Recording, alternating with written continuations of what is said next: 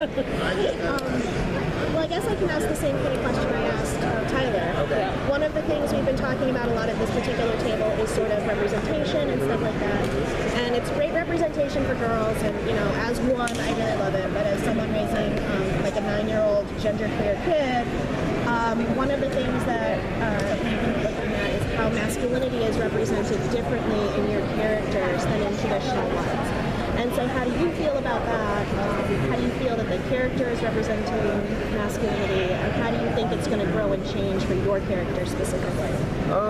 I feel like the way Marvel has handled my character as far as his masculinity is it ties into the theme of female empowerment. You don't see him kind of getting his feelings taking orders from Quake.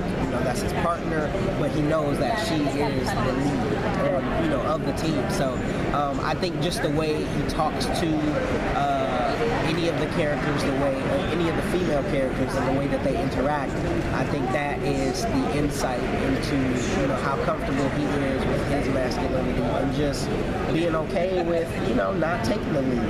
He's the right hand man. He's the second, and he enjoys that job. So and I think that's important for young kids to see, like a project like this with huge female empowerment for young boys, especially. Seeing these strong female leads and not being intimidated by it, and realizing that you can, like, your role model can be a strong female.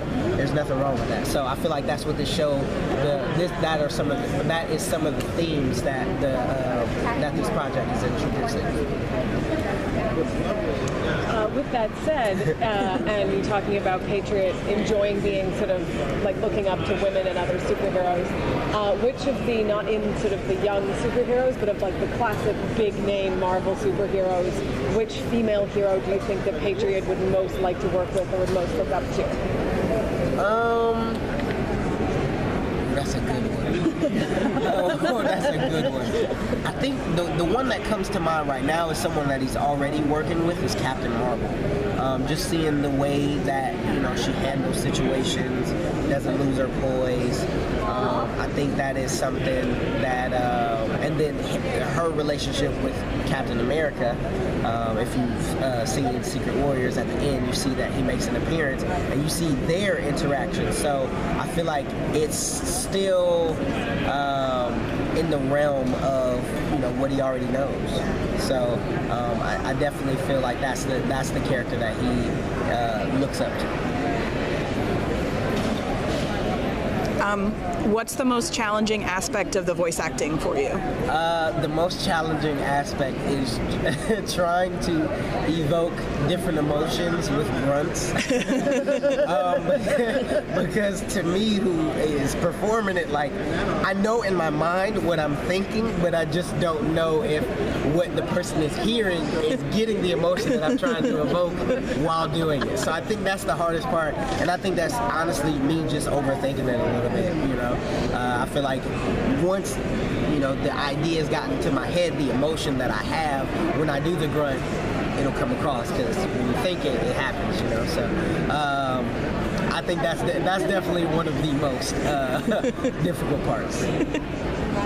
So if Marvel fans haven't watched it yet, what can you say to them to motivate them to check it out? I would definitely say this is a show that you have to watch. You have to watch it just because it's a very, to me, it's a groundbreaking series, just because the audience that it targets, tweens from ages 10 to like 17, and just the themes of relatability, inclusivity, and empowerment. Those are necessary, and those years are those are moldable years, so they'll be very impactful for when they get older and have the mindset of trying to change the world. Like, they've seen inclusivity and equality, so that's what they're going to try and promote and try and change, so that they see that, so it reflects what they grew up watching. Thank you. Are you all in the booth at one time recording your lines, or is it all separate? No.